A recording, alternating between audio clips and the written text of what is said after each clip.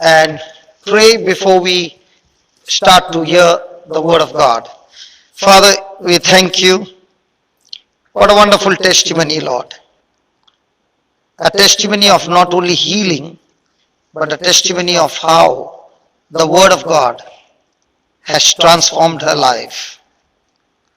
This evening, as we listen to your Word, Lord, make this preaching and teaching absolutely easy and practical so that we understand it and apply it in our life. And as you said, Jesus, when your word abides in us, we shall know the truth, and the truth shall set us free. So here we are with our hearts open, our minds open, our ears open to hear your word, your voice, and make the corresponding corrections in our life so that we too experience that life in abundance that you came to give us. Thank you and praise you, Jesus, that tonight not only the word is going to be preached, but all that is being preached, Holy Spirit, you are going to confirm the preaching and teaching with accompanying signs and wonders. Thank you, Lord. Let this preaching not be with human wisdom, but like St. Paul says, the demonstration of the power of God. We thank you, we praise you. In Jesus' name, amen. Amen. Amen. Praise God. So today we are going to study a very beautiful topic, and the topic is called as strife. That means bitterness, offense, which is 1,000 times more deadlier than a person who has gone through injustice experience. Hallelujah. And we are going to see through the scriptures how the spirit of strife or offense can not only kill that person, but torture that person every day, and through that person destroy the family, destroy marriages, destroy health, destroy finances, destroy anything and everything that God has blessed us. So shall we start this topic? John, did Father tell you to tell them not to talk to me? John, I only know you when I stepped inside. Can you tell them to please talk to me? John, no. Okay, John is saying you don't talk to me. Can I request you to talk to me? Or are you offended already? No. Praise God. Hallelujah. Jesus said in Gospel of John chapter 8, he said, when my word abides in you, you shall know the truth, and the preacher shall set you. Did he say the preacher? The truth will set you free. So what's the job of a preacher? The time that is given to him, he is supposed to reveal to you the truth. When you understand the truth, it's going to be your turn to respond to that truth, and that's the time the person experiences healing, deliverance, freedom, and everything. So are you ready to talk to me? Good. Praise God. Let's go to James chapter 3 and see what can offense do and how dangerous is this offense. James chapter 3 verse number 13. Who is a wise man, endued with knowledge among you? Let him show out of good conversation his works with meekness of wisdom. But if he has bitter envying and strife in your hearts, glory not and lie not against the truth. This wisdom descendeth not from above, but is earthly, sensual, and devilish. Praise God. So when a person is offended, or a person is bitter, or the person is jealous or having envy, the Bible says such kind of thinking comes from the kingdom of darkness. Such kind of thinking will surely destroy the person completely. So in a day, how many times do we get offended?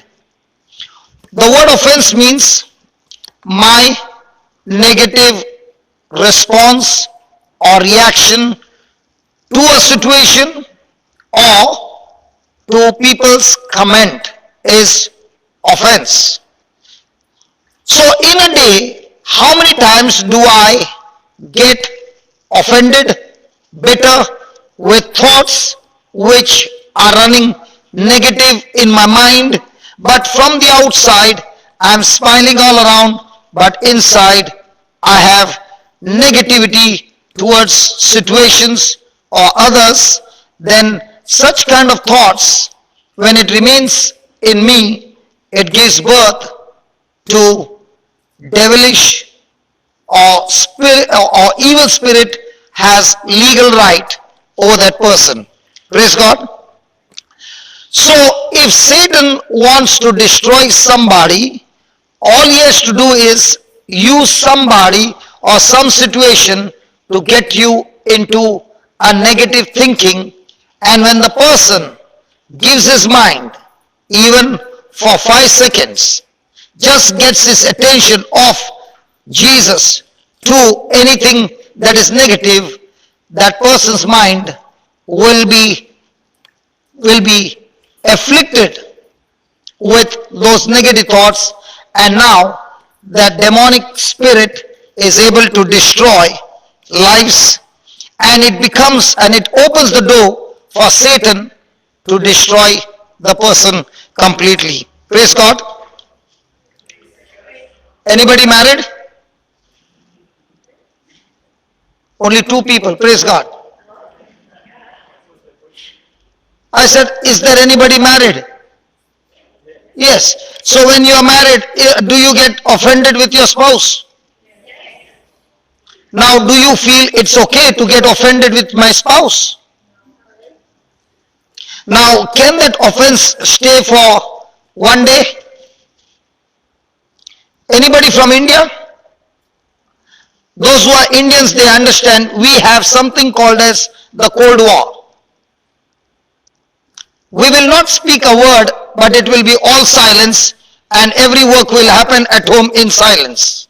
The moment a visitor comes, that time the words will open and say, hi darling, how are you? Darling, please bring this. Darling, please bring that. When the person is gone, again everything is silent. And this Cold War can go for days, weeks, and months.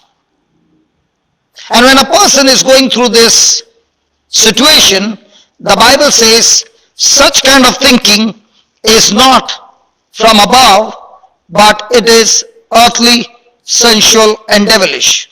Supposing I have to ask you a question, which one according to you would be more dangerous? Staying with a snake one night or staying with Satan one night? You have to choose one. Snake or Satan? Yeah, if a snake bites, your body dies. But if Satan bites, that bite can take you to hell. So, husband and wife have got some issues and they don't reconcile and they carry it for days. So every night, the wife is showing the back, the husband is showing the back, and if there is a gap between. Who is sleeping in between? Hello? Who is sleeping in between? Devil. And what is he doing? Hugging both of them. Now what's happening when you spend the whole night with the devil?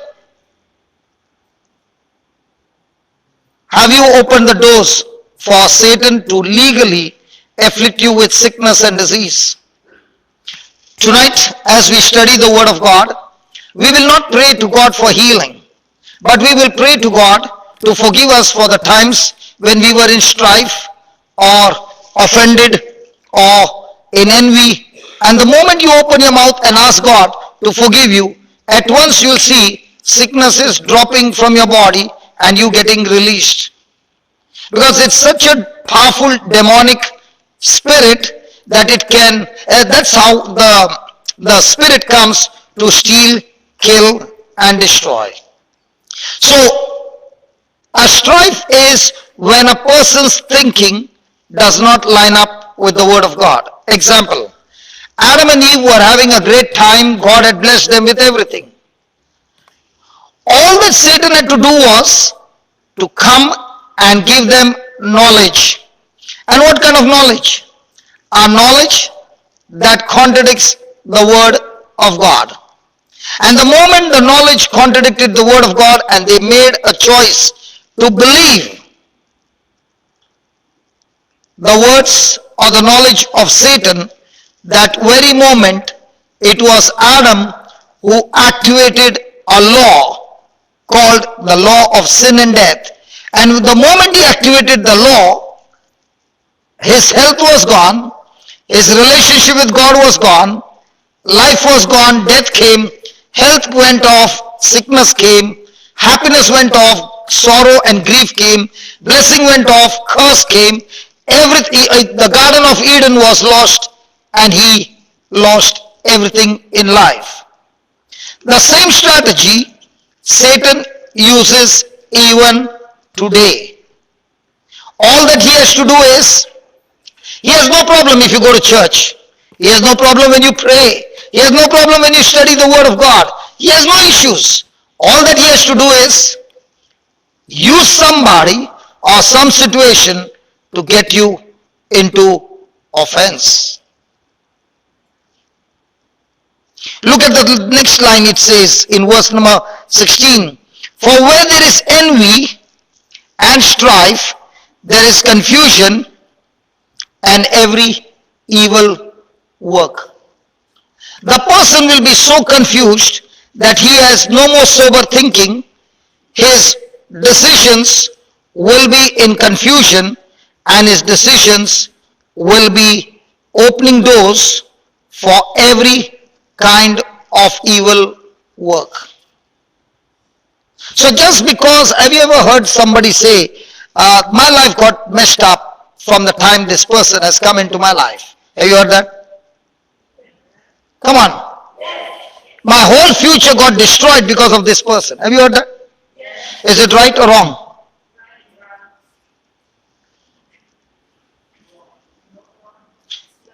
If your spouse is sitting next to you, don't answer. Hello? Wrong? Right? Can you see Jesus? Did he do anything wrong? Was he accused falsely? Was he insulted, abused, tortured, crucified, put to shame, stripped naked? All these things. Now, did he win the match or did he lose the match? There is no person on this planet Earth who has ever gone through a negative torture for being good, who has never committed a single error, and everything negative was done to him, and yet he won the match. So does somebody's action decide my future? According to Jesus? No. Somebody's action does not decide my future, but after that action, how I respond decides my future. If somebody did harm to me and did something wrong to me, and I respond with the same attitude of negative, then surely that action and your action responding in the same way will surely bring destruction in our life. Let me give you two examples of strife. There's a person named Saul in the Old Testament, and he was chosen as a king. And when God chose him as a king, he was filled with the Holy Spirit, and wherever he went, he won battles.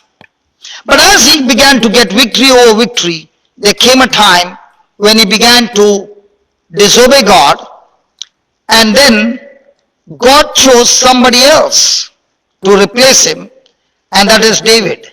When you read the Bible says that it was God's desire that Saul's kingdom should last forever. But because of his disobedience, his kingdom did not last forever, and God chose a replacement, and that is David. David was not God's first choice. He was God's second choice. Praise God. Hallelujah. Now, how would you feel when the prophet Samuel has told David's dad, Jesse, that I'm going to come to your house and choose one of your sons to be the king? And when Samuel reaches the house, all the brothers are there except David, who is still looking after the sheep, and he is not invited. How do you feel when there is such a big feasting in your house, and dad has invited all the brothers, but you are the only one who is cast out?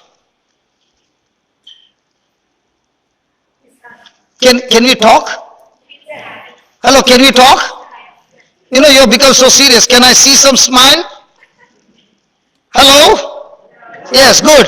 Now, how would you feel if you are the one who is not invited? Will you get into strife? Will you get into bitterness? It's so difficult to preach to the Perth people. They are so different from others. Because if such a situation would happen, you would still be rejoicing, isn't it? Would you be rejoicing, or would you be in strife? Now, David is busy over there singing glory to God, playing his music, enjoying with God, and there comes his brother and says, listen, the prophet has come home and is saying, I'll not sit for lunch till you come home. Because when Samuel is about to anoint David's brothers, God says, I have rejected them. And Samuel begins to wonder, come on, they are well-built, world-strong warriors, and God says, man looks at the outer appearance, but God looks at the heart. So they all got rejected. Now David is welcomed home, and when David comes in, God says, this is the one whom I have chosen. And Samuel pours oil on his head, and the Holy Ghost comes and tells him, you are anointed to be the king of Israel. Now what should happen to David? He is looking at all his brothers. Now can he go and tell them, hey, listen, I am the king, bow down? No. He still continues to look after his father's sheep. In the same way, when God gives us promises, that doesn't mean those promises are manifested. You have just started work in progress. Hallelujah. Hallelujah. Hallelujah. Now, as days go by, his father tells him, I want you to take some sandwiches for your brothers. So now David is anointed to be the king, and now he's a McDonald's boy, delivery boy. How would you like to do some job like that when God has chosen you to be the king? But what does David do? He submits to his father, and he takes the sandwiches to give to his brothers. Does his brothers love him? They hate him to the core. Hallelujah.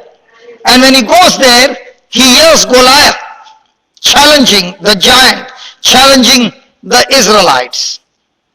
When David looks at Goliath, he runs to see what is he talking about. And he goes around telling everybody, hey, what will the person get if he kills that giant? Now, were the Israelites there? Yes. Was Saul the king there? Yes. Was he anointed with the Holy Ghost? Yes. Was David anointed with the Holy Ghost? Yes. But what was the difference? When Saul saw Goliath, he said, I do not have the ability or the capacity to kill him, and that's why he was in fear. What about the Israelites? The same. But what about David? As soon as he saw the enemy, he got excited. Do you know why? Because in the kingdom of God, the size of your enemy decides the size of your reward.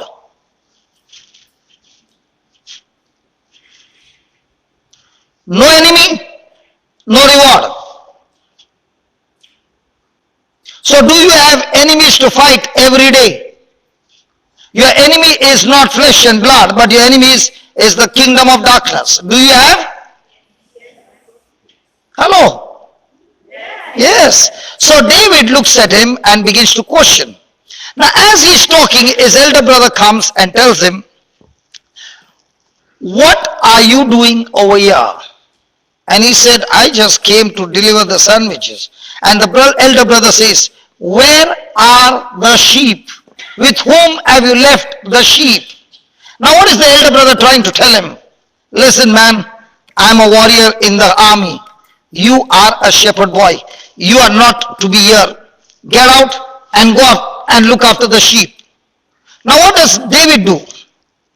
When he speaks those words, David does not get into an argument but leaves him alone and goes to the next person and questions the same thing. If David had to get offended with his brother and gone for a fight, surely David would have lost the match. Why? Because the Bible says when a person hates his brother, he is a murderer and the Spirit of God is not in him. That's why you find when you are coming close to your answer to your prayer, the enemy is going to do something to irritate you so that you get into offense. Because when a person makes a decision to get offended, he has cut himself off from the presence of God. And that's why you find David is not arguing with his brother. He is not hating his brother. He gets into the same questioning. Hey, what will that person get who kills this Goliath, this giant? And the news reaches Saul. People of faith always speaks about victory. Their mindset is of a victor and not of a victim. Was Saul a king? Yes. Was he anointed? Yes. But was his communication or conversation or his language of a victor or of a victim? In the same way, in our everyday life, are you speaking your faith with the language of the Word of God? Then you are saying, I am a victor. Because what you think in your mind and what you say is what you become. Again, what you think and what you say is what you become. So if you think you are a victim and you keep speaking like a victim all your life, you will suffer like a victim. David is talking like a victor. And he's saying, what will I get if I kill that man? And now he's brought before the King Saul. And King Saul is asking him, how come you will go and fight him? And that's the time David tells him, my God, whom I serve, help me to fight the lion and the bear with my bare hands. The same God who gave me victory is the same God who is going to give me victory against this Goliath. My question to you is, has God given you any victories in your life? Come on. How many of you remember the victories and how many of you remember the bad things? Which one do we choose to remember? The victories or what people have done bad to you? Which one is on your mind all the time? Come on, shall we talk? Sorry?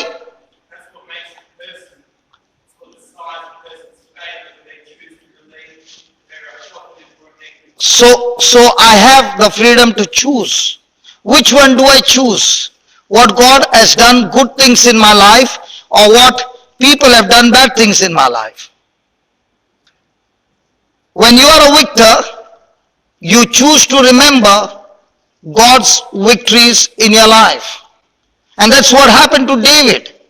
He said, the Lord helped me to fight the lion, He helped me to fight the bear, and that same God is going to help me to fight this Goliath.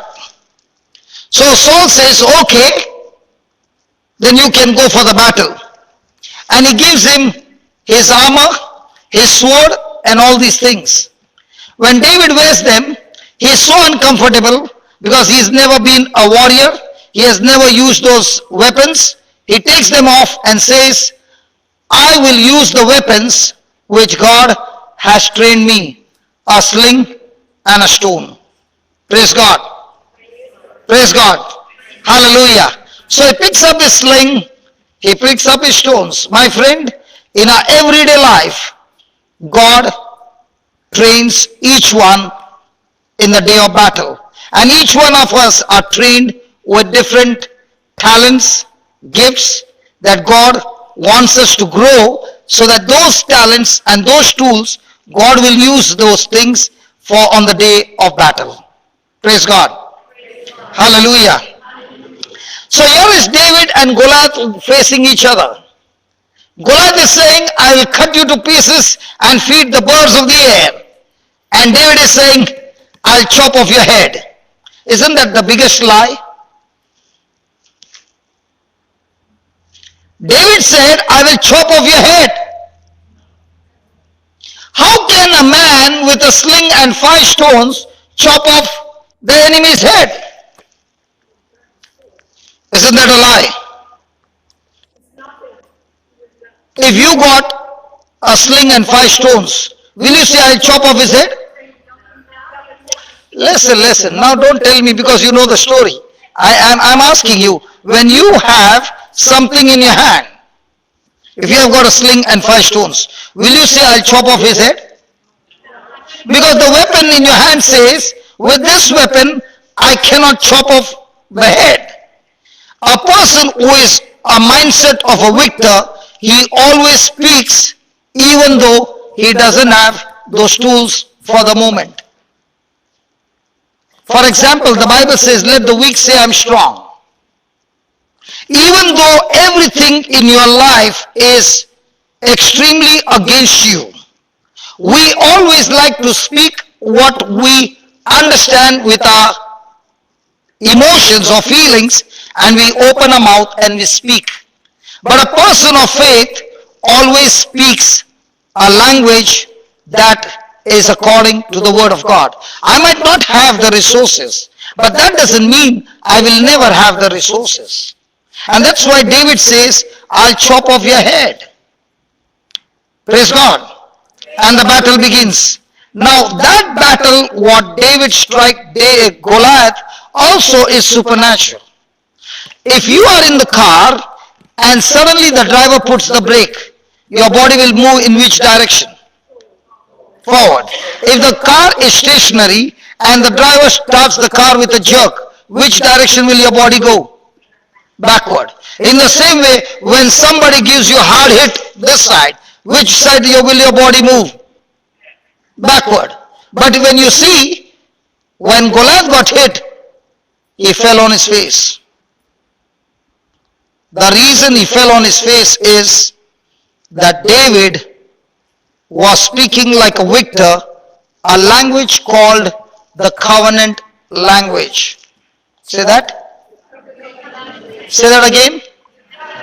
What is a covenant language? Let me explain to you so that in our everyday life, when you use the covenant language, your mindset turns from a victim to victory. Okay. When David saw Goliath, and everybody saw Goliath.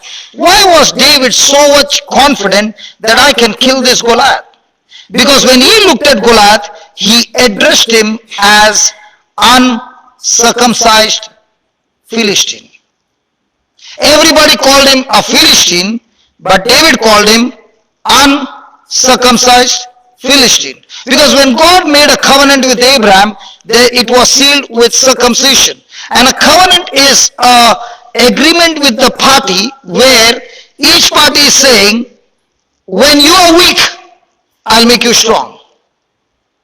When you are in trouble, I will come and rescue you. So when David is looking at Goliath, he is saying, he is not circumcised, I am circumcised. And if he is going to get into a battle with me, my God is in between him and me. Hallelujah. Let me give you an example. Paul went through terrible times in his life.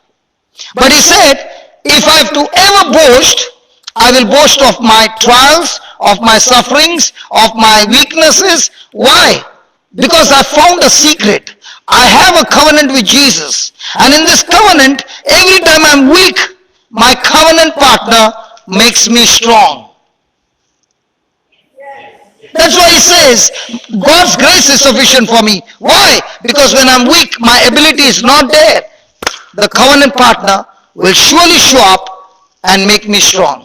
So for the covenant partner to come in, I must remember that God has made a new covenant with me. Hallelujah. Every Mass, we celebrate the Eucharist. What is he saying? On that night, he took bread, he broke to make what? A new covenant, a new testament, where he gave it to his disciples, because that was the battle, that after receiving the body and blood of Jesus, they would be scattered. But that body and blood of Jesus would draw them back into the field, united with Jesus. And those were the people who were simple fishermen and tax collectors, who then became mighty apostles. Why? Because of the covenant.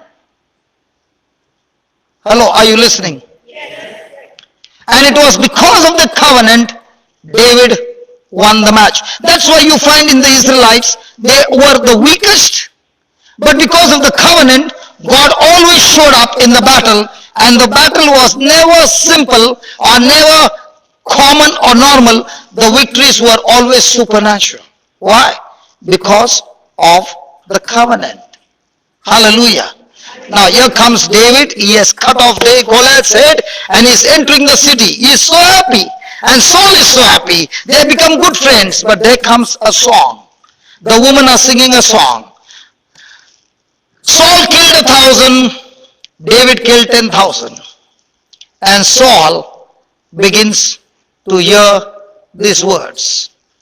What kind of seed enters into him?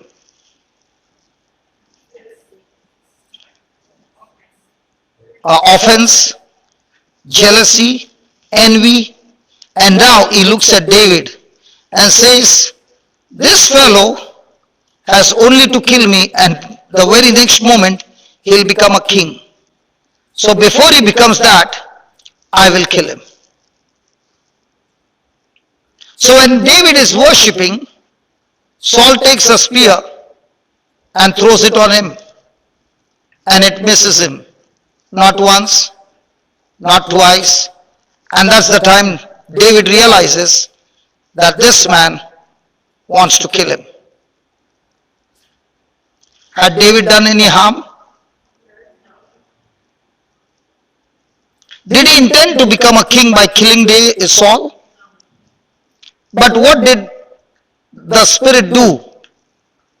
The Spirit caused division and strife in Saul's heart, that he wanted to kill him. The same David whom God had chosen, David as a commander would go into the battle and get every victory, and all that Saul had to do was sit in his palace.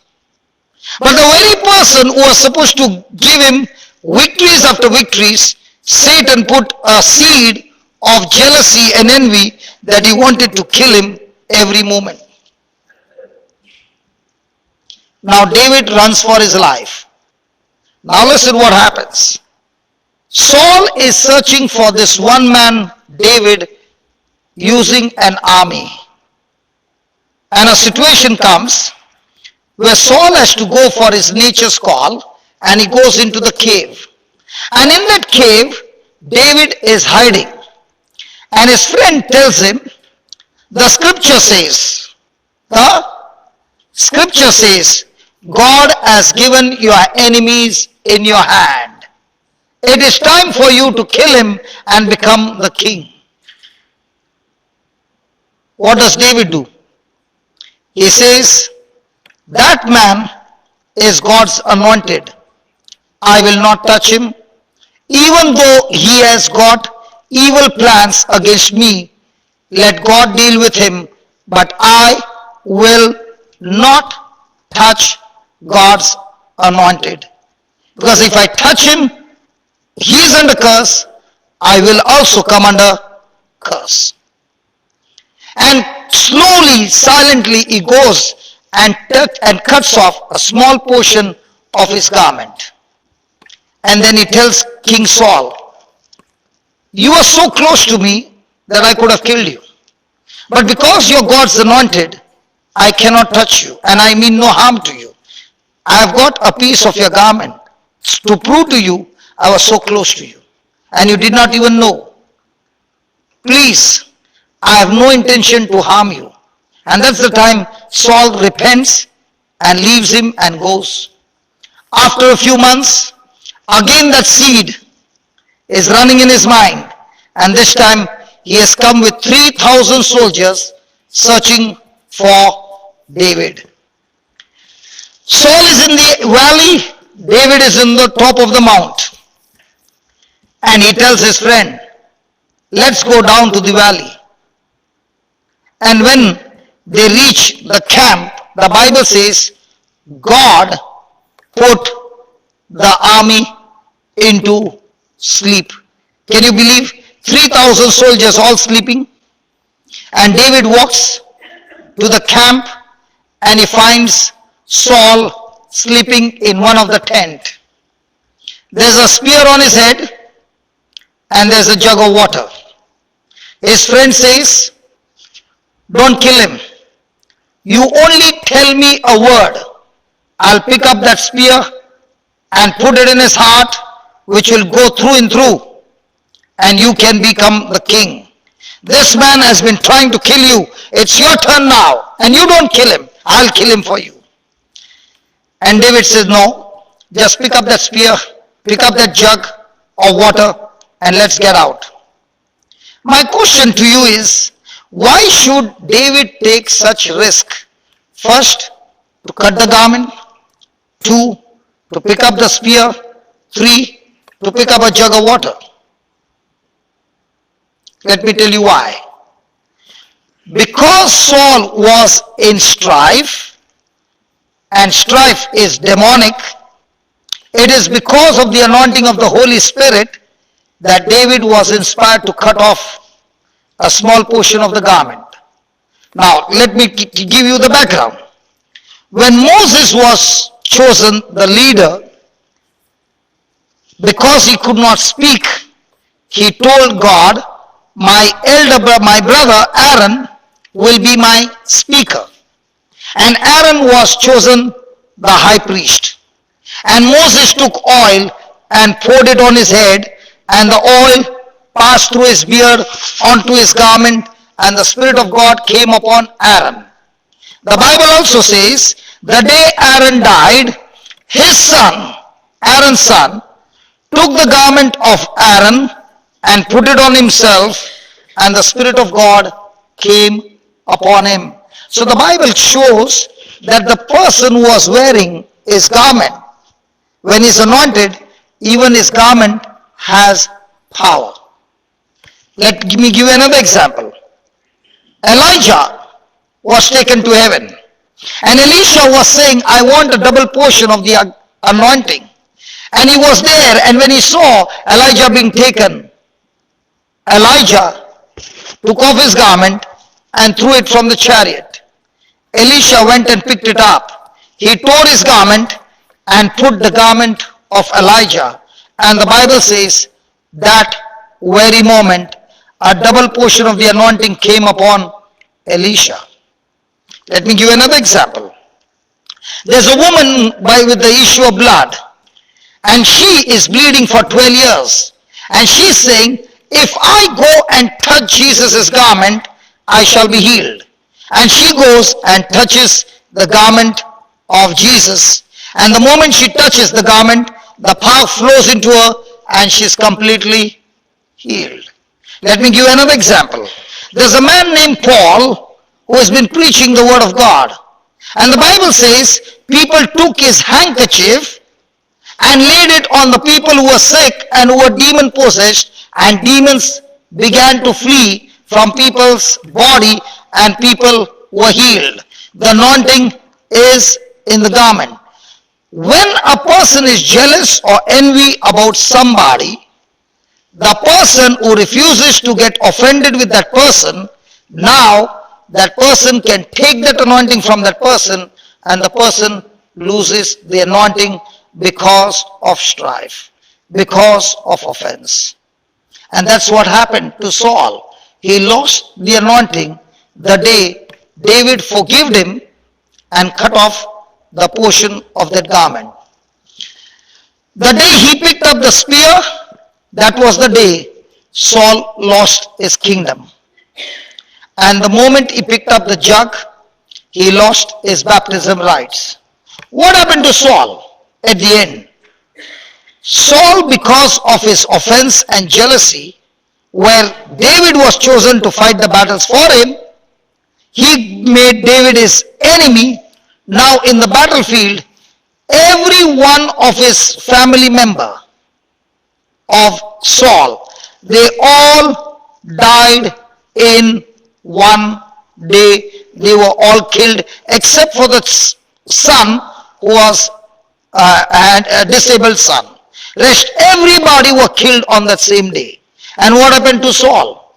Saul ended up committing suicide. Now my question to you is, was that God's will and plan for Saul? God had planned him that his kingdom would last forever. Then how come Saul lost all this? As you read in James chapter 3, when a person has got offense and strife, unforgiveness and bitterness and all kinds of negative thinking in his mind, he has given Satan a legal right to destroy not only him, but through him, his family, his household, his finances, his health, and everything. And that's why strife is extremely, extremely dangerous. Let me give you another example. Can I give you an example? Is it helping you? Or should I stop this topic?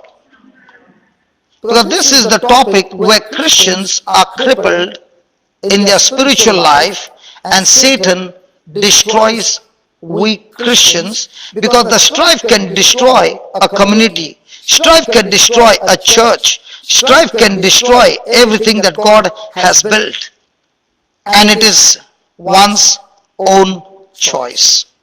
Now let me give you another example of a person who went through terrible time, who had every reason to get strife, and he overcame strife and became supernaturally great.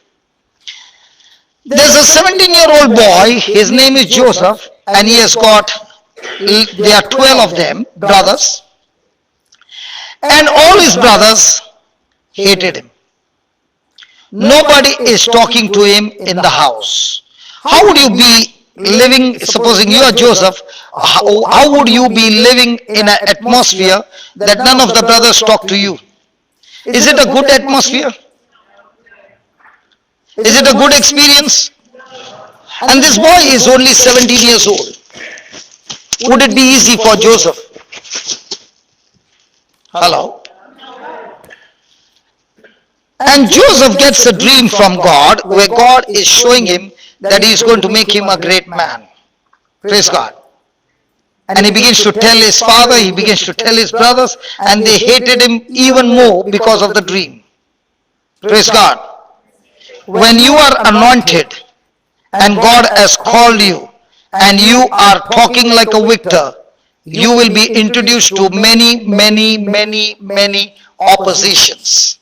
And the reason you are introduced to opposition is because God wants to teach you and train you to overcome strife and continue to operate in love.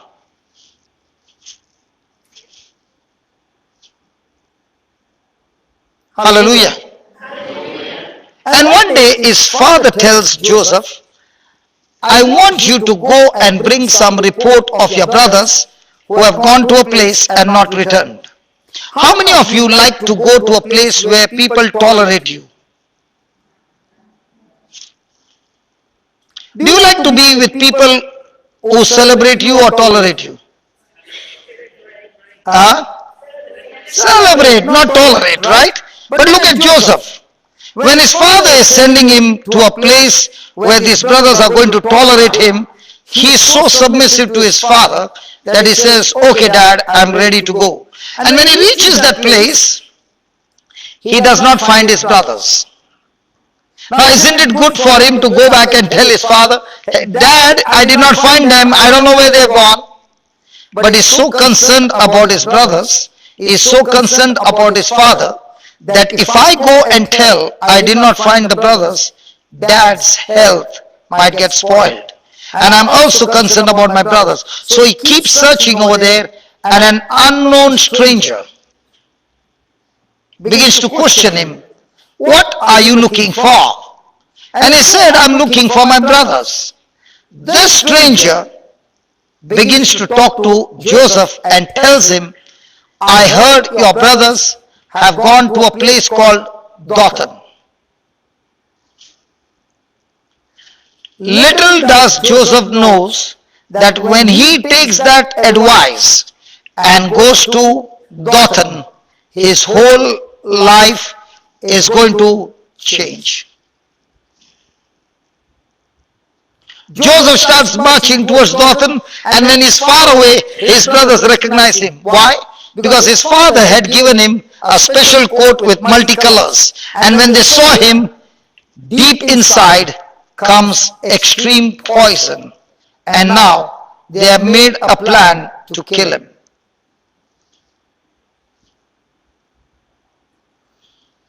As soon as he reaches over there, the first thing, they strip him of his clothes and he's naked.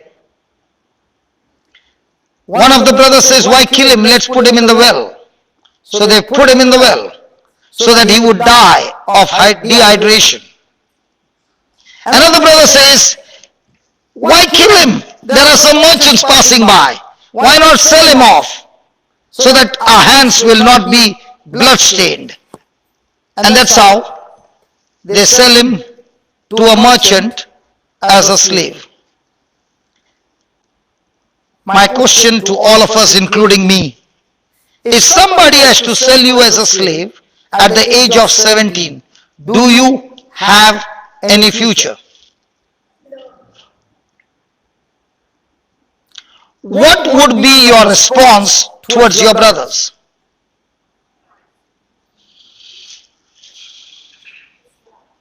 Extreme love. Hello? Can we talk? Am I talking to Christians? They shall know we are Christians by our... So am I talking to Christians? So what would be the response of Joseph? Love or hatred? How much should he curse them on the way? Because as he is taken as a slave, these Ishmaelites bring him to Egypt. Now imagine for Joseph, the 17-year-old boy, walking on that path. Might be he must have seen the pyramids as well and must have been wondering, wow. But at the same time thinking, what is going to be my future? I will never see my dad anymore. What kind of thoughts should run in his mind? Sadness. What else? What about his relationship with his brothers? Will he remember his brothers every step he is walking? or will you forget them? Hello? When somebody harms us, do we ever remember them? We choose not to remember them. Yes. Only those who do good we remember. Those who do bad, we choose not to remember. Hello? Can we talk? Come on. Can we talk? So, what should Joseph do? Remember them? The Bible says in Genesis 39, verse 2, even though the Egyptian, there's a man named Potiphar, he is the top official in the palace, is the security man, and he bought Joseph from the slave market. But yet the Bible says the Lord was with Joseph and he was a prosperous man. It's really surprising. Who has got the money? The Egyptian master. Who is rich? The Egyptian master. Who has got a big house? Who has got authority and job? And what has Joseph got? Hello, what has Joseph got? But God calls Joseph a prosperous man and not the Egyptian master. The world calls you prosperous with the car you drive, the house you stay, the job you have, the bank balance that you have. But God calls a man prosperous by who he has. Joseph has God with him. The Bible says the Lord was with Joseph. How can the Lord be with Joseph? When a person refuses to get offended and walks in love, God is with that person. Why is Joseph not getting offended? The reason Joseph is not getting offended is because his mind is full of the dream that God had given him. God had given him a dream. I will make you a great man. And now when he's looking at his current situation, it looks like the game is over. But Joseph is believing that God who gave me the dream, he is the one who will finish the dream. All I need to do is believe him, trust him, and agree with him and walk with him. In the same way, the Bible is full of promises, and the situations that happen in our life are extremely negative. The question still remains, am I going to go with God or am I going to go with my senses? My senses say the game is over. The promise says the game has begun. Has anybody ever experienced worry? When a person is worried, is he thinking on God's promises or is he thinking on his current situation? So is he walking like Joseph or exactly opposite of Joseph? So when you are walking like Joseph, you are full of love and forgiveness, whereas when a person is walking opposite to Joseph, he is full of strife, bitterness and envy. Why did Joseph refuse to get offended? Because he believed that my journey to Egypt is the part and process of the dream that God has planned for me. You know what happens in our life? Whenever we think that God has got a great plan for me, it looks like it's going to be a comfortable journey. But actually speaking, when God has a plan for you, your journey is going to be extremely uncomfortable. The Bible says, as a mother eagle who makes the nest uncomfortable for the eaglets. Why? Because she has to teach the eaglets to fly, and that's why she pushes the eaglet out of the comfort inside the nest, outside the nest, so that the eaglet learns to fly. In the same way, when you are connected to God and His Word and His promises and walking in love, your life will become extremely uncomfortable.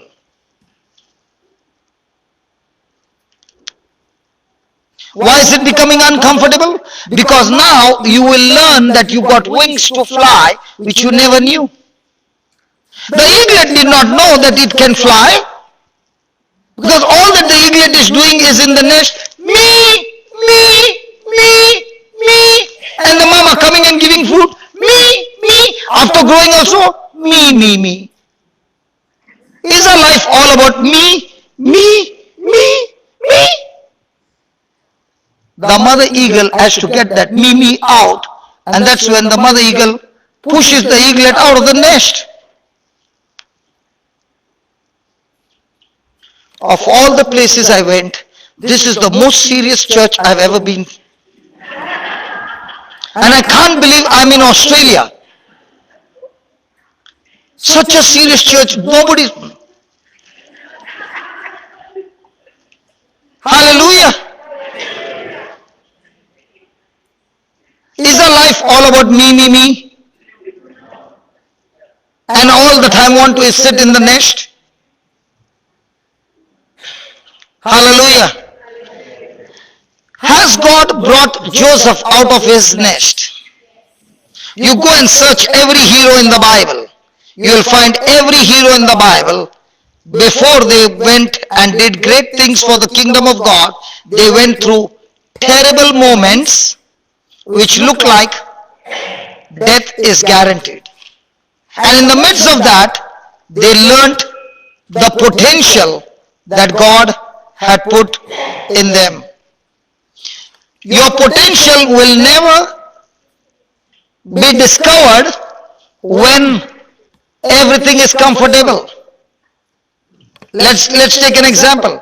The baby is always lying down. One day the baby stands. Is the baby standing in straight or with a drunken style? Come on, mamas, you know that. Did your baby stand straight or drunken style? And did the baby fall? And did you tell the baby don't stand again? Why not? Because you know the potential that is inside the baby. But is the baby scared to stand? So did you give the baby some lollipop? Alele, come, and the baby fell. Again you made her stand. Again that. Why? Because of your love. You know the baby is not supposed to be lying on the bed. The baby is supposed to live a life of fullness. In the same way, God who loves you is going to make your nest uncomfortable because He knows the potential what He has created. Let's take for example, you bought a car and on the speedometer it shows 300 kilometers speed and you have been going 140. And you have been overcoming all the cars. How do you feel? You feel like you're the best driver. And all of a sudden somebody passes at 250 speed. Now what happens to you? Hello? The car's capacity is not 140 or 150. Its capacity is 300, but you have been driving at 140 and you're thinking it's the best. In the same way, God is saying to you, I who manufactured you, you are still driving on 40, but there is 600 still remaining. That's why God has to bring Joseph out of his father's house into an uncomfortable situation where he can learn to depend on God and still operate in love and forgive his brothers. Friends will comfort you, but enemies will change you. Your friends will tell you, sit down, it's okay. But your enemy will put so much of pressure on you that you will have to change. And that's what happened to Joseph. He was his father's pet. Now, can he live that life? Or now, does he need to work like a slave? Now, when he is working as a slave, is that experience, that bad experience, going to be useful for Joseph in the future? Remember one thing, your past bad experiences never goes waste in the kingdom of God. Those very past experiences, hurtful experiences, are the training ground for a beautiful future assignment that God is preparing you for. Hallelujah. Let me give you an example. When I was in school, I would talk, and talk, and talk, and talk, and talk, and talk, and talk, and I would get punishment for talking. Now I realize after so many years why God gave me the gift to talk. Then when I started my business, I was on the machine standing 12 hours, 14 hours working on the machine standing.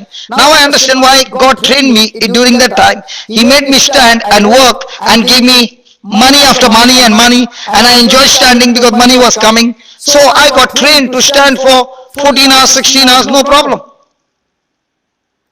All that you're going through is a preparation for what God has for your future.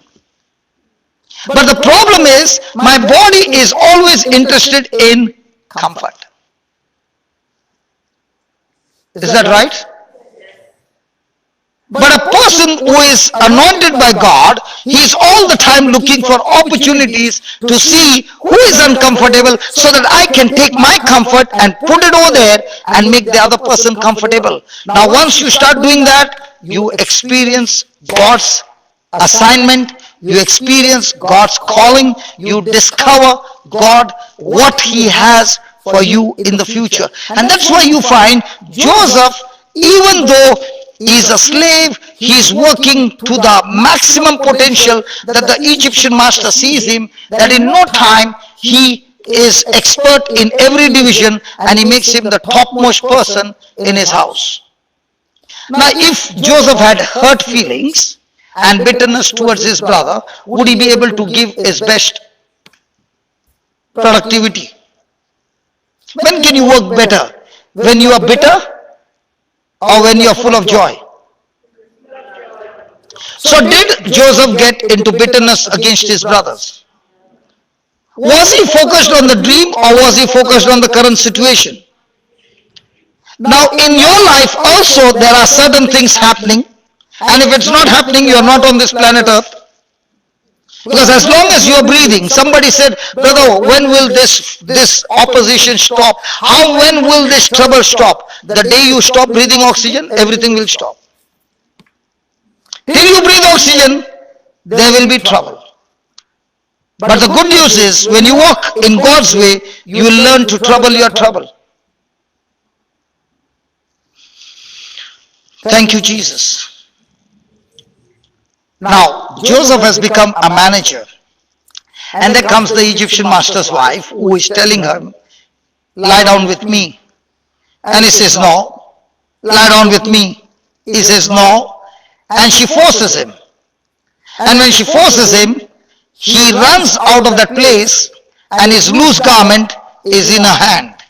The moment she discovers that the garment is with her, she falsely accuses him and tells everybody, her master, that this man had come to damage her body. What does the master do? He catches Joseph and puts him in the prison. What should be in the mind of Joseph? I've been honest, Lord. I did everything right. This lady wanted to have a relationship. I said no. And for all the good things that I did, is this what I get? But do you find Joseph bitter, depressed, sad, or anything? When he's in the prison, the Bible says the Lord was with Joseph. Why? Because he forgave the wife and the Egyptian master. Why? Because he has got only one thing. God, you have given me the dream. And all that I'm going through my journey is the work in progress to go and finish the dream. How it's going to happen, I don't know. Do you want to know how the kingdom of God works? Hello, do you want to know how the kingdom of God works? Okay, if you got a Bible, open your Bible to Mark chapter 4, 26, Jesus will explain to you how the kingdom of God works. Is there anybody here who has got a Bible? Yes, brother, please read it.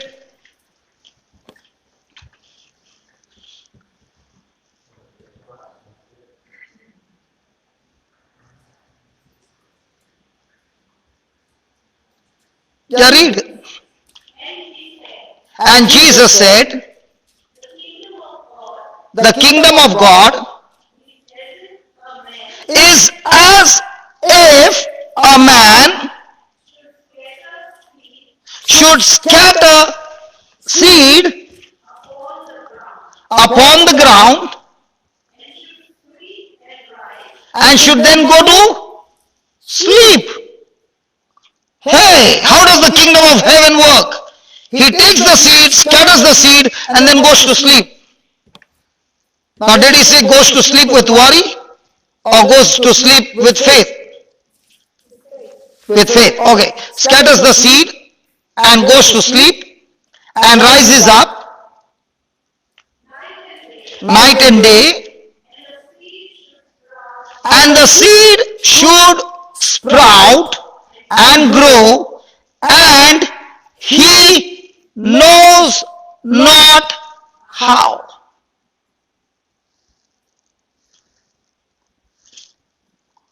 How many times have you been going to God and saying, God, this is my plan. Can you tell me how you're going to do it? And God says, in my kingdom, don't ask how. Plant the seed, go to sleep. That seed will grow and bring in the harvest. What do we do? God, this is my plan. Tell me, how will it happen? When will it happen? Who will we do it? Where? What? Which? Whom? So many questions. Whereas God is saying, don't ask how.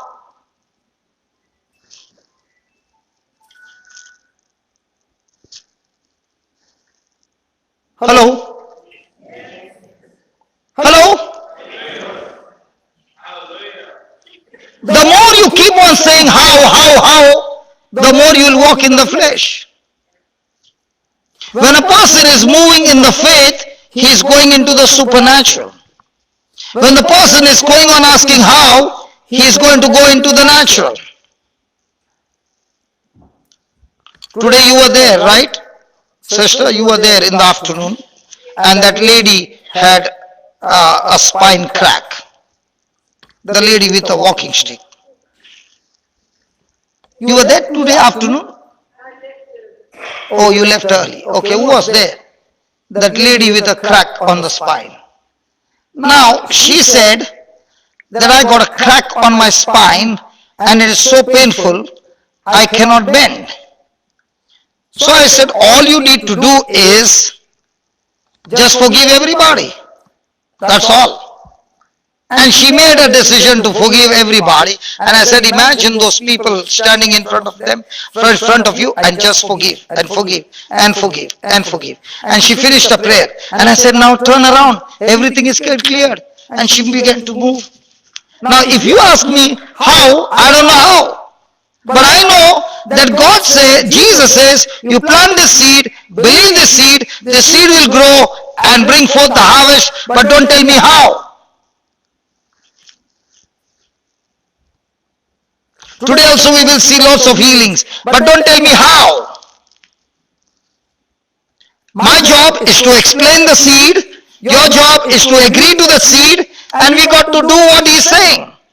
Whenever a person is coming to Jesus and saying, Lord, I need a miracle, you know what's the next line he'll say?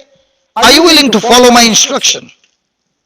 If you follow my instruction, then surely the miracle is yours. If you don't follow my instruction and you expect the miracle, that would be foolishness.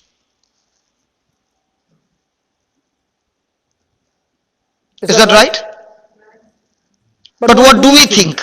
If I prayed to God for 2 hours, my job is done. I never saw in the Bible Jesus saying, even to one person, your prayer has healed you.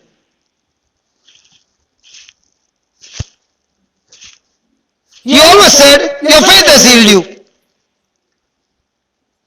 Is that right? And he never said, I have healed you. So is it going to be your faith? So is Joseph in faith when he is put in the prison? If he is not in faith, then he is bitter. If he is not in faith, then he is angry. Then he is full of fear and depression and anxiety and all those things. But when he is in faith, he is rejoicing because he is saying, I don't know how, but I do know he said is going to make me a great man. How? I don't know. When? I don't know. Where? I don't know. Who? I don't know. I don't know anything, but I know the end result. He said, I is going to make me a great man. And the process that I have to go through, I have to pass the test of love. That's all. Do we have the same principle applied? Sorry? So when it is not always, have I short-circuited and aborted my dream? Every time I'm in strife, I've had an abortion of God's plan and I've got conceived with Satan's plan. So how many babies from the kingdom of darkness delivered and how many babies delivered from the kingdom of God?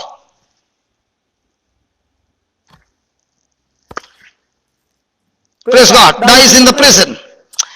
There in the prison, he begins to serve everybody. Now, was that Joseph's job? To serve everybody? No, he's a prisoner. But he's so much full of love that he wants to serve everybody. That's why Jesus said, how many of you want to serve Jesus? Come on. That's all? Should I turn the camera? Come on, how many of you want to serve Jesus? Lift your hands up. Okay.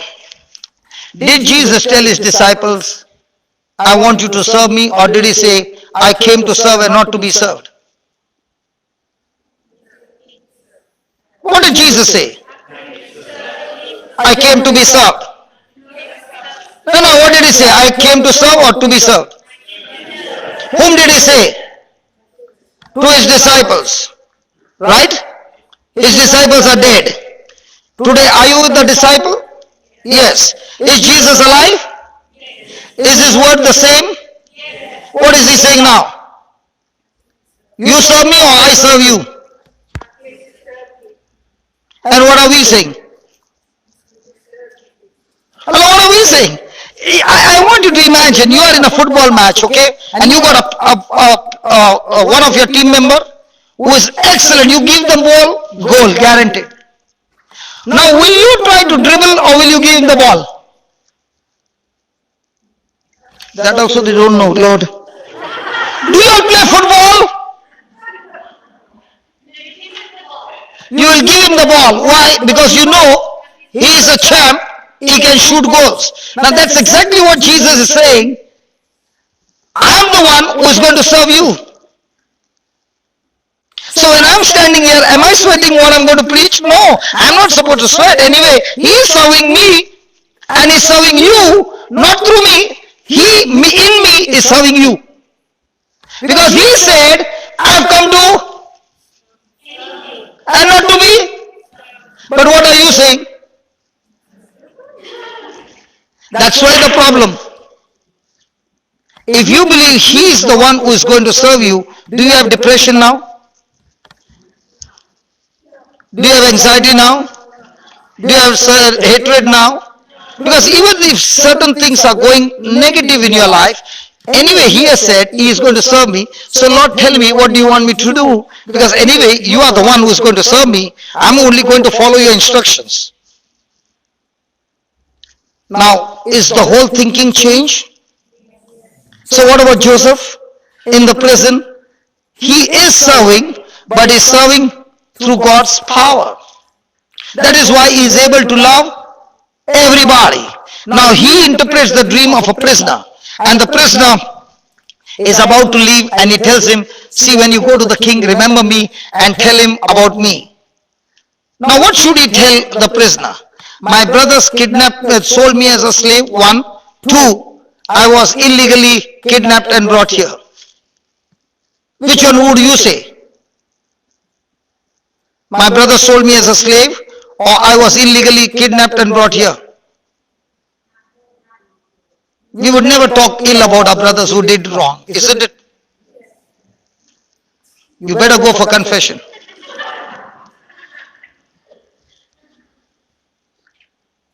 Do you know Joseph loves his brother so much that when the time comes, he tells them, he tells the prisoner, when you go to the king, tell him that I was illegally kidnapped and brought over here.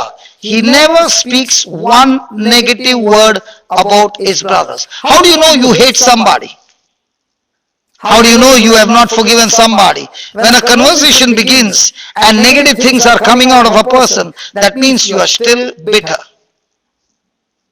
Example, you came to class and I'm your teacher and I told you about your child who did all these things in school. Will you go and tell everybody my child did all these wrong things? Hey mama.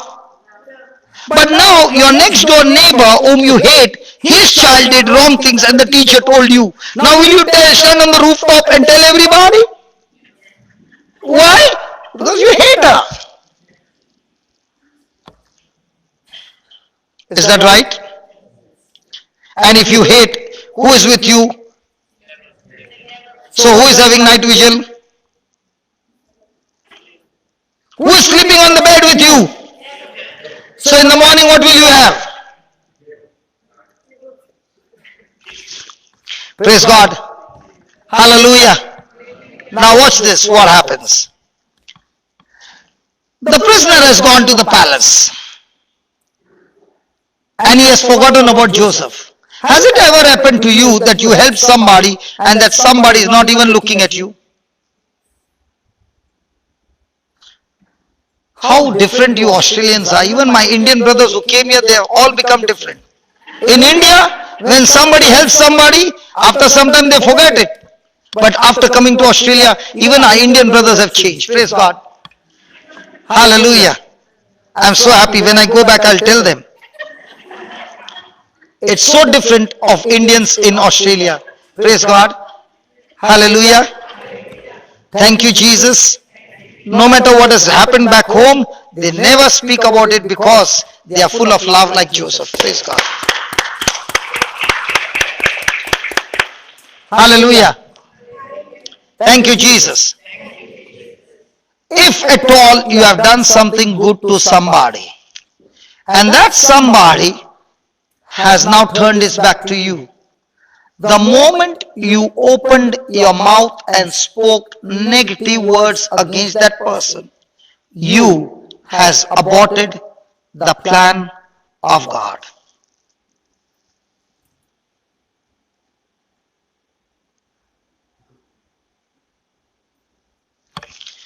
In all these years of 23 years of my experience, I have learned a formula. The thing that I need in my life to complete my assignment is with somebody who is very close to me. And God has given me access to that somebody. But to get the resource that I need to fulfill my assignment is with somebody who is close to me. Before that resource can come to me, there is going to be a test called the test of love. If I don't pass the test of love, then that what God had planned has gone out of my hand. Example, David was God's gift to Saul. Saul failed the love test. The same David would supply him resources after resources by fighting the battle and give him victory. Saul would have been sitting at home and becoming rich. But he failed the love test, and because of which he ended up committing suicide. So every time you're bitter with somebody, remember that person might be the person who is supposed to take you to your palace.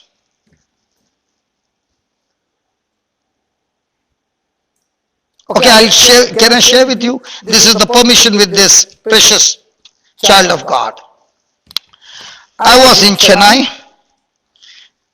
giving a retreat, and a beautiful lady came, very smart, and she said, I'm suffering from cancer. I want you to pray over me. And I don't know for what reason. I said, I won't pray for you, but I'll teach you how to pray.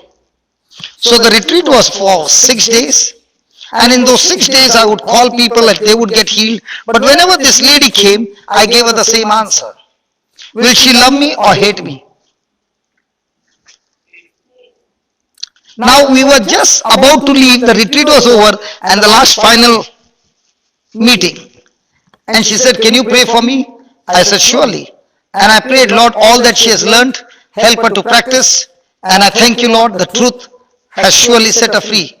She said, but you did not pray for that cancer. I said, I prayed. When we turned her back, she took a vow. I will never see this man anymore in my whole life. Did she love me or hate me? I came to Sharjah to preach every month, and somebody invited this lady to come for the meeting. And she said, there are so many healings happening, come. So she came. And when she entered in, she saw me. So she quickly took an about turn to go out. And I thank God for the volunteers who were there. They said, you can only go in, you can't come out. You have to sit down for 1 hour, after that you can go out. So she was forced to sit down there. And she was so irritated with me that she was sitting there and looking at me, irritated. And then came the final prayer and she said, thank God it's over. Now during that time, somebody brought a girl on a wheelchair at the end of the meeting, and that person said, lay your hands and pray. I said, I cannot do that because this person has to understand the truth. Jesus was preaching, teaching, and then healing. So I said, if you give me 15 minutes more, I can teach her and she can walk out of the wheelchair. And thank God they were not like Maria. Maria is very strict with the timing. Praise God. They extended 15 minutes. Okay. John, we can get an extension today? Yes. Look at John. Learn from him. See? So they gave 15 minutes extra. And as I was teaching, do you believe God will heal you? She said, yes. I said, if that's what you are believing, you'll go back on a wheelchair. And she was surprised, why are you saying that? I said, because you're not speaking the truth. The truth is that Jesus, by his wounds, you have been healed. And I began to explain, and people were giving her answer. And I said, listen, you can give her answer, but if she doesn't understand, she'll still be on a wheelchair. So after explaining to her, she realized that according to the word of God, she is already healed. By the wounds of Jesus, the Bible says you have been healed. Now all that she had to do was change her thinking and agree with God's word. And I said, what do you say? Will God heal you? She said, no, I believe that God has healed me. I said, you really believe? She said, yes. So I said, okay, all those who got cameras on your mobile, please come here and take this video. Do you know how many came? 2 persons came. So I said, okay, now if you really believe that you are healed, get up from the chair and start walking.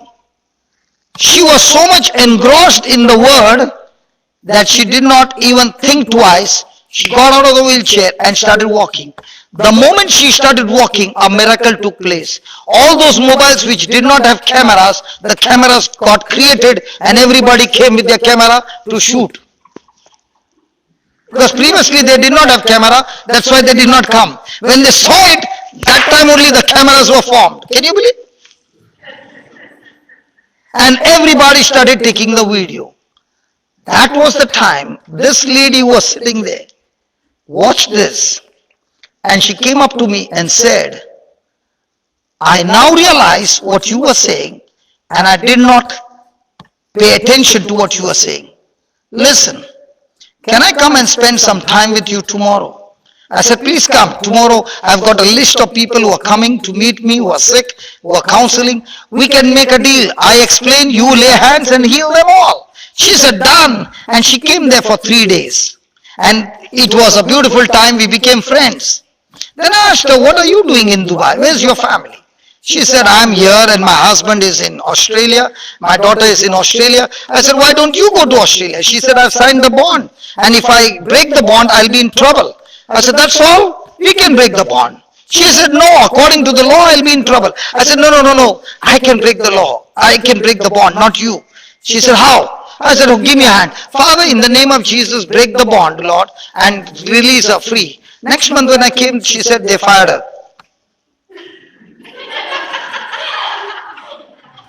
They said she's fired from the job. So now who broke the bond? They broke the bond. So they have to pay her 3 months salary. So she said, this 3 months I want to learn the word of God. And I said, okay, now the bond is broken, 3 months. Now what are you doing? She said, I'm going to Australia. So I said, good. By now she was so much loaded that when she came to Melbourne, she became restless and she said, you got to come to Melbourne. You got to come to Melbourne. You got to come to Melbourne. And the one who hated me brought me to Australia.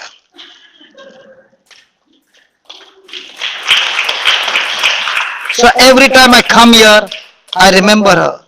She fought a battle till the last.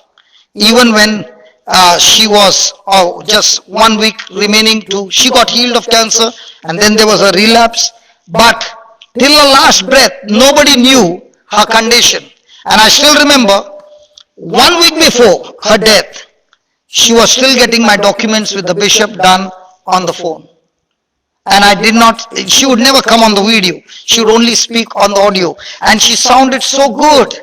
But the day we saw her, we saw a woman who fought the battle, did not ever say what she was going through, fought it till the end. A warrior. And today, if you are sitting here, it is that seed that she planted in my life that I came to Australia. One person. Now, how did I win over her? With bitterness, hatred, or with love? In the same way, when you are with somebody and somebody hates you, might be that is the person whom God has chosen you to win him with love. And when you win that person with love, the resource that that person has will help you to complete your assignment. Every time you are bitter with somebody, remember you are going out of God's plan. That's why Jesus gave us one commandment of love. And that's what happened to Joseph. He refused to get bitter with anybody. And that was the prisoner who took him to the palace and told the king, hey king, you got a dream? There's a man who can interpret the dream. After 2 years. And Joseph is called in the palace and that's where he interprets the dream. The dream is bad news. But Joseph uses the bad news by giving him a strategy and saying, if you can store the grains for 7 years, which is now a big harvest, the next 7 years, when there will be no crop, you can sell that crop at a premium price. When the king heard it, he said, this is the man I need, and he made him the governor. Now let me ask you a question. For every test that Joseph passed of love, what was the size of his promotion? Can a person work extremely hard and become a governor? But when a person passes the test of love, he becomes a person so great beyond his capacity and ability. And that is where Satan has damaged our growth by keeping us in bitterness. But if today we make a decision, no matter what happens, Lord, I am going to walk in love and love and love, I tell you, Satan gets confused with love because God is love. And Satan has no defense against love. If you see the early church, they were persecuted, their children were killed, their spouse were killed, but yet they refused to get offended, bitter and fight back, but they all the time operated in love. And that's why the revival, the church began to grow in multiples. And that is the challenge for all of us. How much can you The proportion to which you walk in love with everybody is the proportion to which you will see the supernatural ability of God on your life, working supernatural things. Just as faith comes by hearing and hearing by the word of God, the anointing of the Holy Spirit comes to the level of your love. Praise God. Okay, let's have some healings. I want some people who have got problems in their bones, in arthritis or joint problem. Come, brother.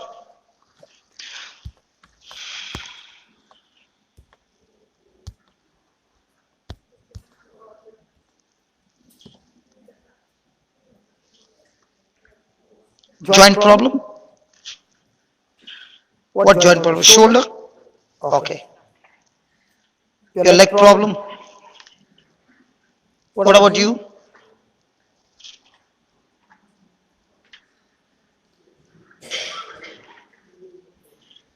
Okay.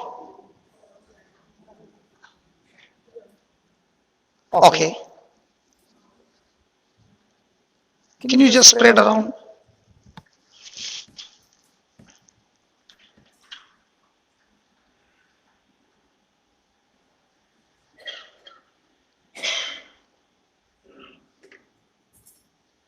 Okay, can you close your eyes and listen?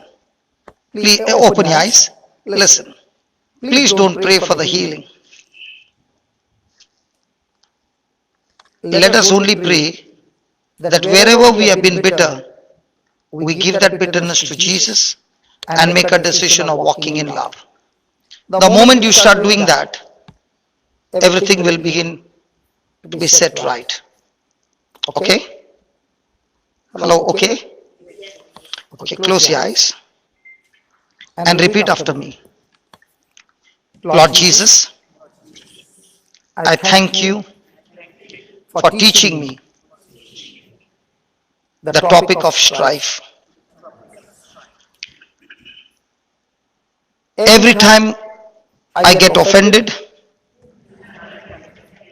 I have opened the door to the evil one and given the enemy an opening to attack me and my body. Lord Jesus, you have revealed to me the truth, and I make this decision to forgive everyone who has hurt me, who has done evil against me. I choose to forgive. Close your eyes, concentrate. I choose to forgive this person. I bless this person. And I release this person in the name of Jesus. Lord, just as I have forgiven this person, I too receive forgiveness from you. And right now, your love is flowing inside of me. Jesus, you are love. And when I made this decision to love, your power has destroyed every infirmity in my body right from the root, and I am completely released. Right now, all my bones are aligned in the name of Jesus. The joints are lubricated with your holy blood. My muscles, my tendons, my ligaments, my cartilages are reconstructed, completely restored In Jesus' name. My nerves are loosed and I am completely healed. All the pain has left my body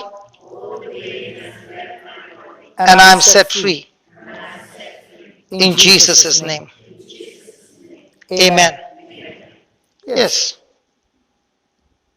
Excuse me. Your legs. Move your legs. No pain.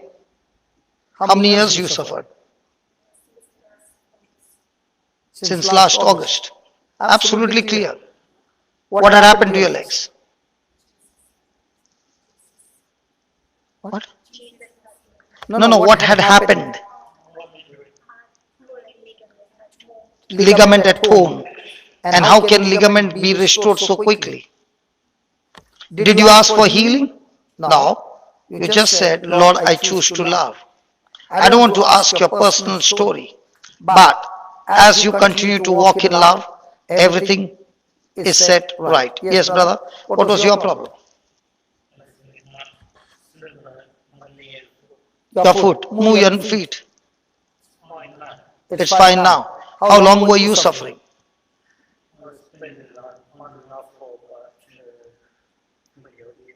12 years. 21 years. And now you can march? Just march.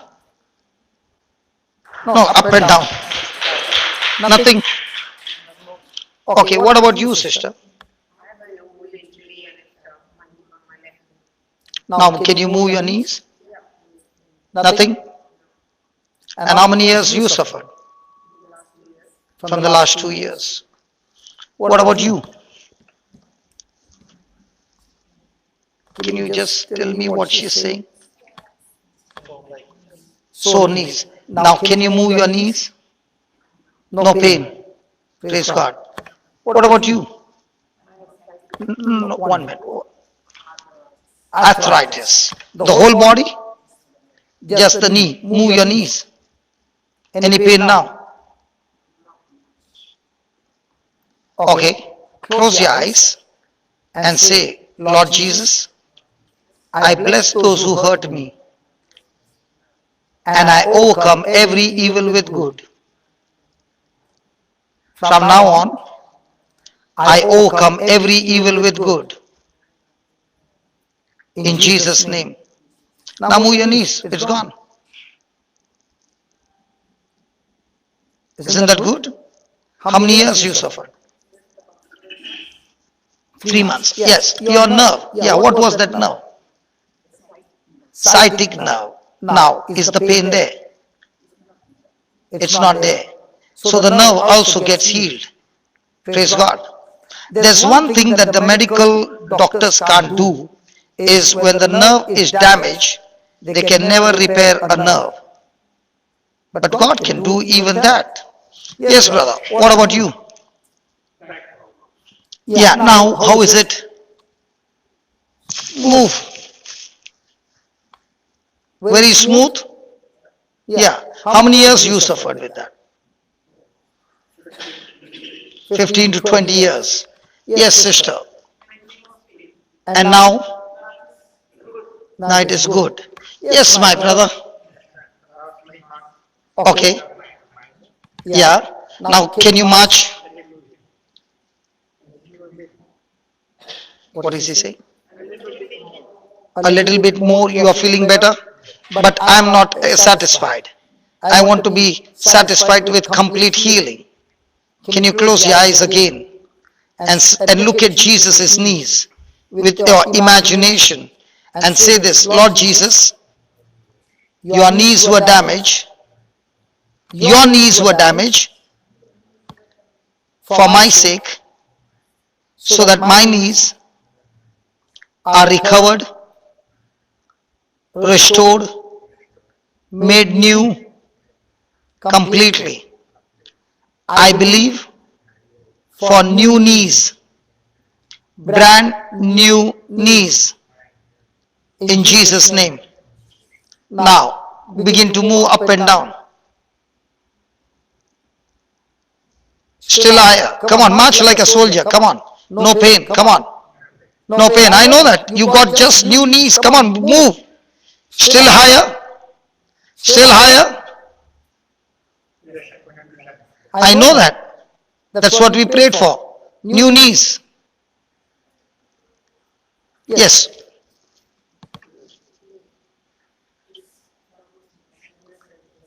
Okay. Okay. Okay. Okay. Close your eyes and say this. Lord Jesus, I thank you. The Bible says there was a woman who had a problem in her back through a demonic spirit of infirmity. Lord Jesus, you touched her and said, woman, you are loosed now. Loosed. Loosed. Loosed. Say that. Woman, in the same way, I am speaking to myself. In the name of Jesus, I am loose now. Keep saying that and keep moving your arms. No. Keep saying that. Focus more on saying. In Jesus' name. And keep moving your arms.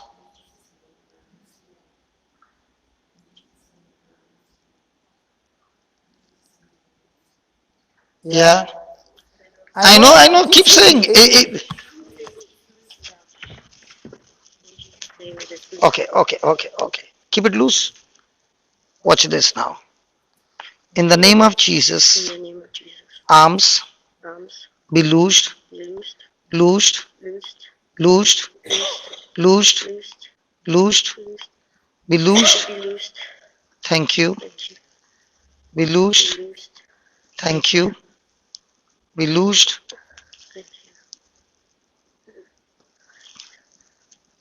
Was it going this high? Oh, no. No, Yeah. It wasn't. it wasn't No, going. Yeah. Now, this is the homework you got to do. I'm Okay. just keeping my thumb here. Listen, Okay. okay? Yep. This is the homework you got to do. In the name of Jesus, I am Loosed. loosed. In the name of Jesus, I am loosed. And what happened to you? Mine is a neck problem. Yeah, turn your neck. You are already done.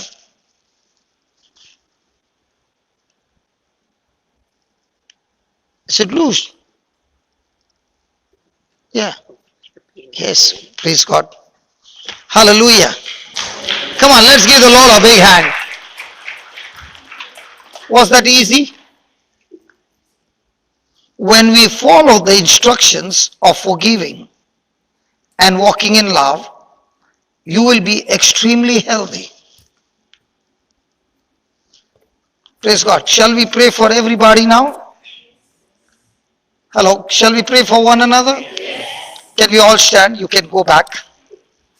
Thank you so much.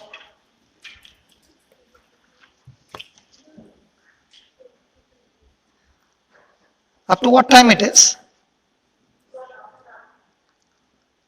I got still half an hour? Wow. We'll say the prayer and then we'll continue. I thought my time is up.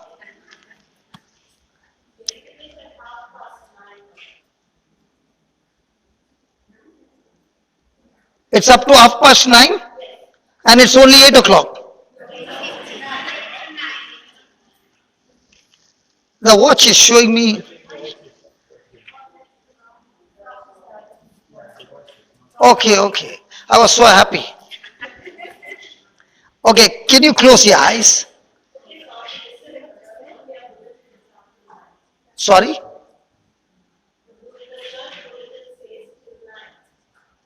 So what's the time now?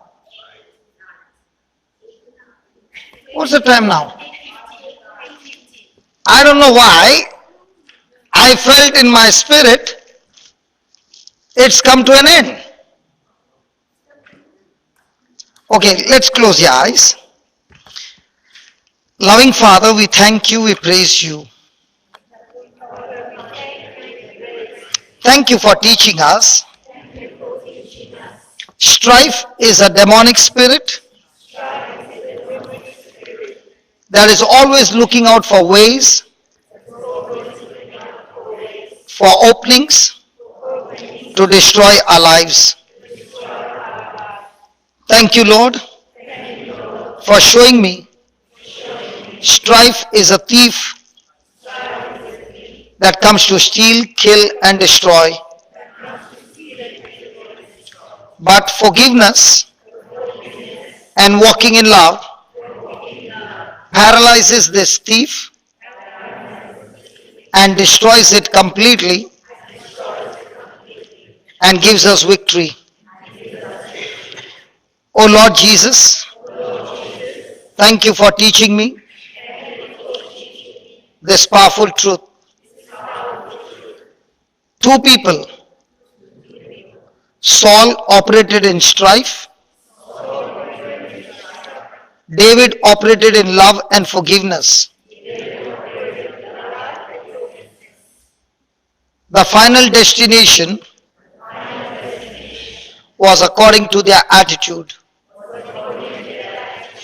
Thank you for teaching me, in spite of Joseph going through all hardships,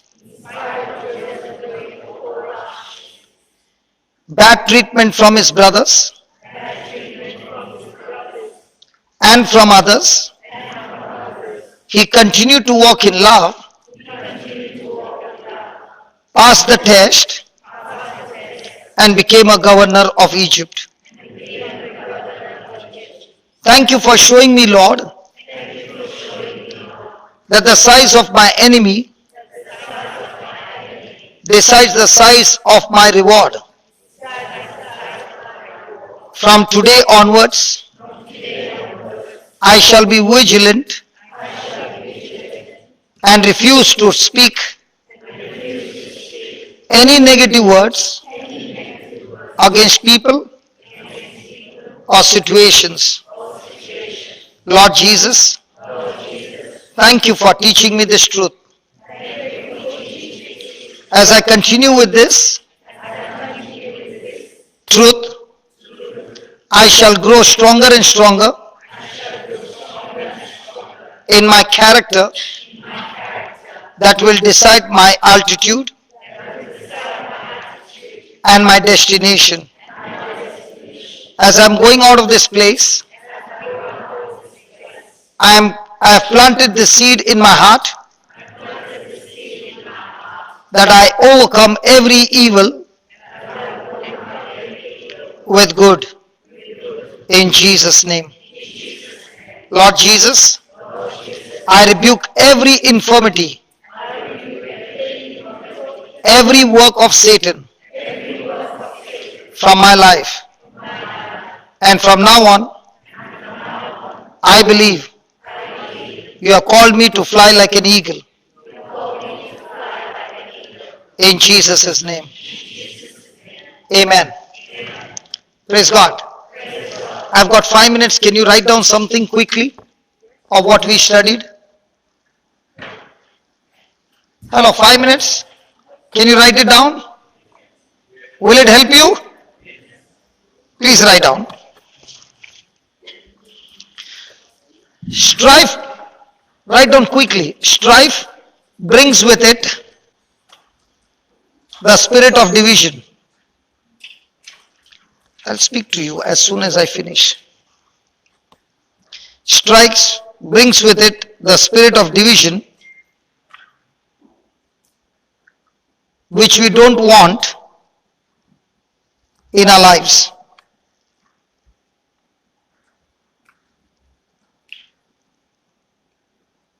It opens the door to evil. It opens the door to evil and gives the enemy an opening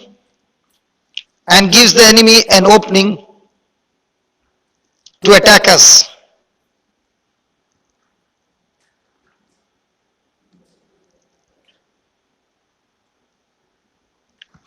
We overcome strife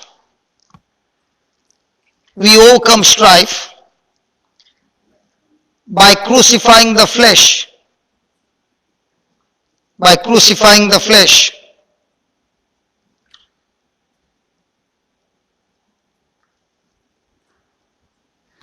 The flesh is a way of living. The flesh is a way of thinking, sorry. The flesh is a way of thinking that contradicts God's word. One minute, brother. We'll play one song. I'll finish quickly and I'll give you. The flesh is a way of thinking that contradicts God's word. It is marked by self-centeredness. It is marked by self-centeredness. Self-centeredness. The last line. Write it in capital letters. The first step in identifying this spirit, the first step in identifying this spirit is to deeply examine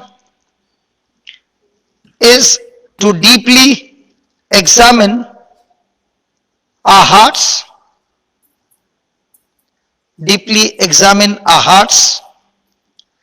and analyze our thought process.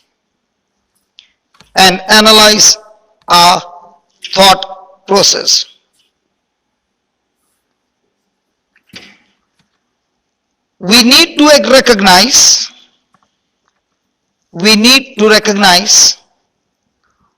who the real enemy is. We need to recognize who the real enemy is.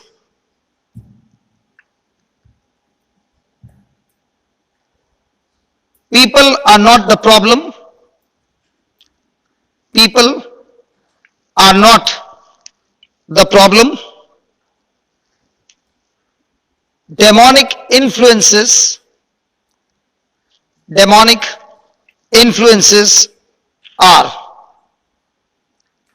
Praise the Lord. Hallelujah.